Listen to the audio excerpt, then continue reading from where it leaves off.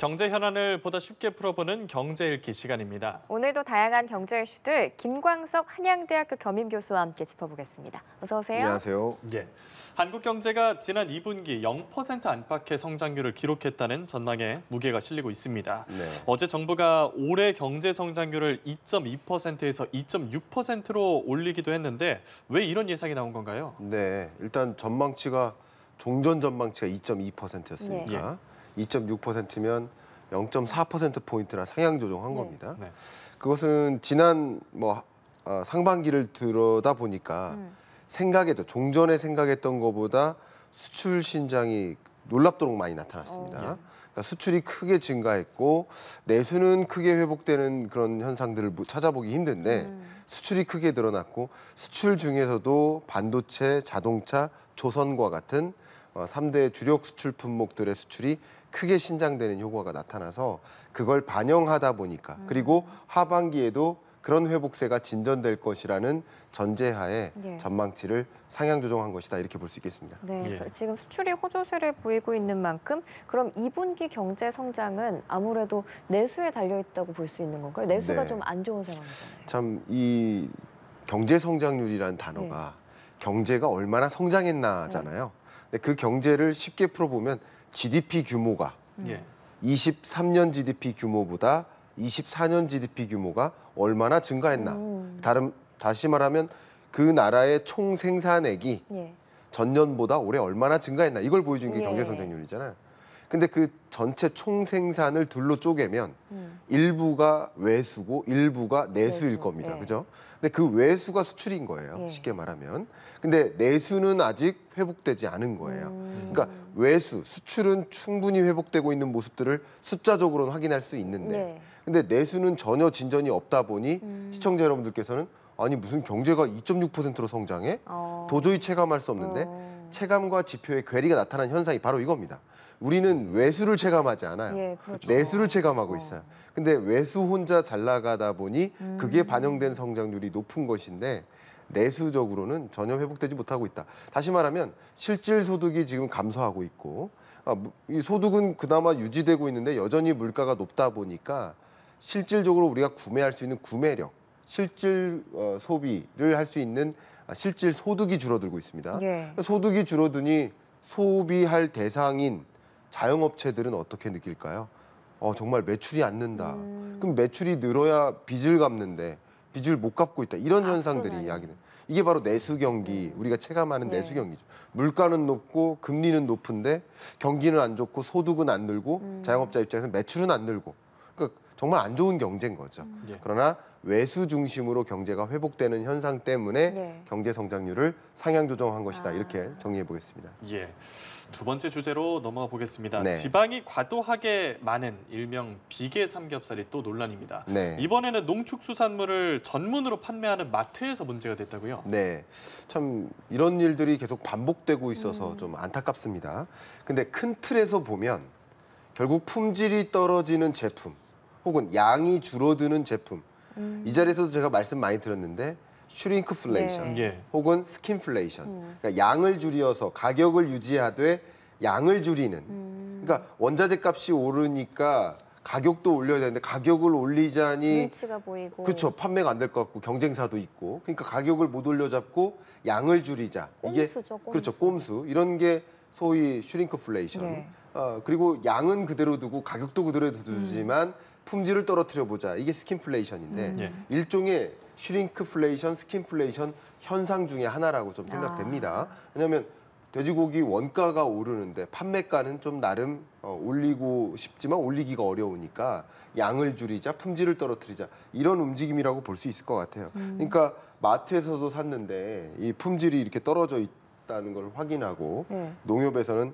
환불 방침을 이제 전달하기까지 했는데 더 축산물 관리에 신경을 쓰겠다라고 농협에서 입장을 발표했습니다만 이런 일들이 결국 반복되는 그 현상은 이렇게 고물가로 인해 원자재 가격이 올라서다 이렇게 정리해 볼 수 있겠네요. 여기에 사실 정부의 삼겹살 품질 관리 매뉴얼이 있어요. 그런데 이게 강제성이 없고 네. 권고사항이다 보니까 지켜지지 않고 있는 것 같은데 그럼 이제라도 네. 강제성 있는 조치가 필요하다고 보시는지 아니면 네. 그게 뭐 강제성 있는 법이 만들 수 있는 건지도 궁금하거든요. 사실 우리가 법이 적용되는 것은 양심이 안 지켜지기 때문 아닙니까? 예. 양심대로만 우리가 비즈니스를 한다면 그렇죠. 우리가 양심대로 학교 공부를 하고 양심대로 우리가 용돈을 받고 양심대로 일을 하고 양심대로 저도 지불하고. 경제를 해설하면 아무 일이 없어요. 예. 근데 양심을 넘어서서 이렇게 가고 있기 때문에 그럴 때 우리가 필요한 것이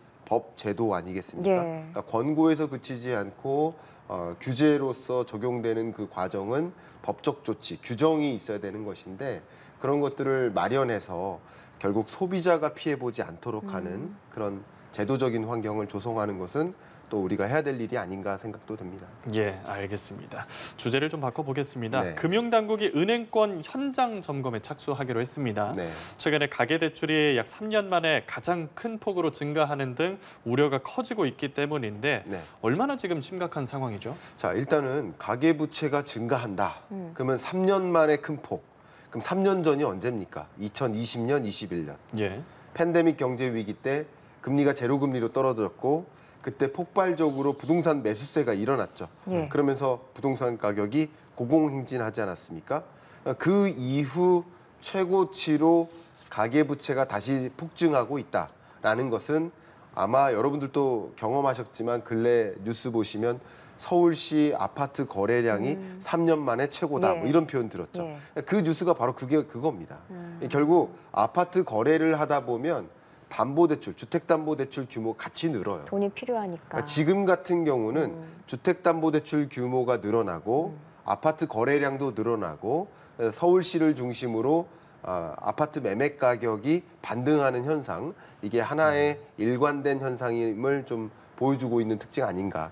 결국 기준금리를 아직 인하하진 않았지만 예. 시중금리가 좀 먼저 떨어지는 경향성이 나타나고 있습니다. 그러다 보니까 금리 떨어지네, 또 집값도 반등하는 것 같네 하는 생각들이 나 이 지금이라도 내 집 마련해야지 혹은 투자해야지 하는 움직임으로 이어지고 그게 가계부채 증가세로 연결되는 것이다 이렇게 볼 수 있겠습니다. 지금 이렇게 가계부채 증가세가 너무 높다 보니까 그 증가 속도를 좀 늦추기 위해서 시중은행들이 주담대 금리를 올리고 있어요. 근데 네. 원래 2% 하단까지 내려갔었잖아요. 맞습니다. 다시 올리는 건데 좀 얼마나 올라가게 될까요? 뭐 시중금리가 뭐 대폭 올라가진 않을 겁니다. 근데 종전의 정점을 통과하기는 어렵겠지만 추세적으로는 하향 안정화될 것으로 보고 있습니다. 그러나 통상 기준금리 인하를 앞에다 두고 시중은행들이 먼저 그 주담보 우리한테 받으세요. 그러니까 주택담보대출이라는 상품인 거예요. 예. 상품을 은행들이 팔기 위해서 가격을 떨어뜨리는 거죠. 금리를 떨어뜨리는 거죠.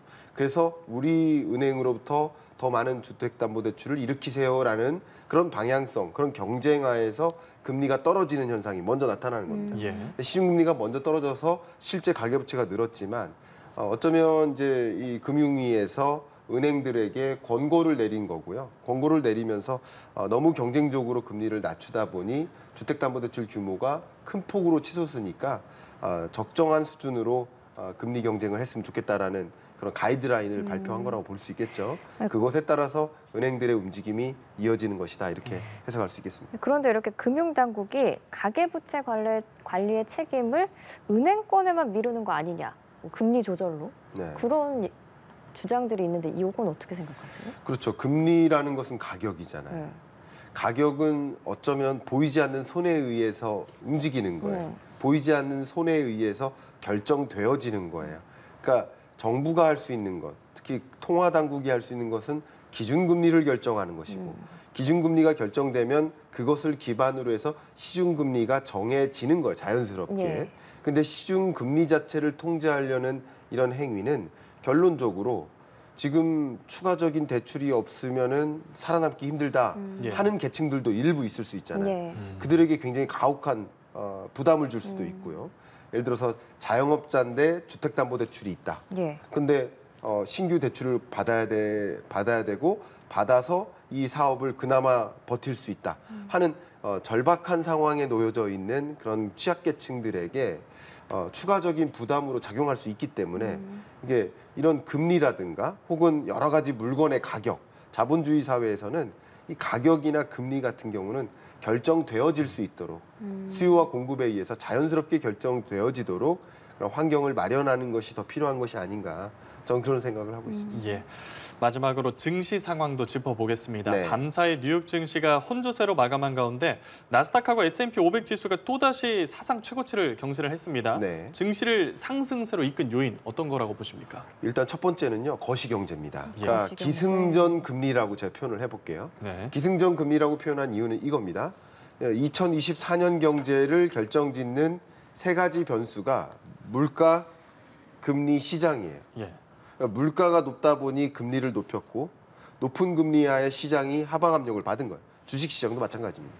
근데 이제 물가가 잡힐 것 같아 하는 사인이 있으면 금리를 이제 인하할 것 같아 라는 사인이 있는 것이고 그런 사인이 있을 때마다 시장이 출렁해요. 호황을 보이는 거예요.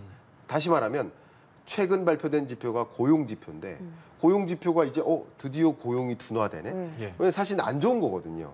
실업률이 올라가거나 뭐 신규 민간 고용이 증가하는 속도가 주춤하거나 고용이 안 좋은 건데 안 좋은 것이 오히려 좋은 거죠. 그래서 bad is good, good is bad 이라는 표현을 씁니다. 그러니까 미국 경제가 조금 둔화하는구나. 둔화하면 그러면은 물가가 안정화되겠구나. 그러니 금리 인하의 인하를 신호다라고 하겠구나. 받아들이다 보니까 시장에서는 굉장히 기분 좋게 환호하는 거라고 볼 수 있겠죠. 네. 그런 움직임과 함께 동시에 뭐 엔비디아 가장 대표적인 AI 반도체 종목 그리고 뭐 테슬라도 마찬가지 전기차, 2차 전지 이런 영역들에 더 많은 돈이 집중되는 과정에서 주가가 상당히 높게 또 오른 것이다 이렇게 볼 수 있겠습니다. 네, 그래서 미국 증시를 좀 보면 참 부러운데 네. 그래도 코스피도 2,800선을 회복하고 2년 5개월 만에 최고점을 기록했거든요. 네. 하반기에 대한 기대감도 있는데 뭐 여러 가지 변수들이 있겠지만 특히 어떤 변수를 좀 주의해야 할까요? 네, 그러면 제가 앞에 말씀드렸던 것처럼 물가, 금리, 시장 이 삼박자인데요. 물가가 안정화될 것을 기대할 때마다 주가가 오르는 예. 거예요, 결국. 예. 그럼 물가가 안정화되는 것을 방해하는 요인이 등장한다.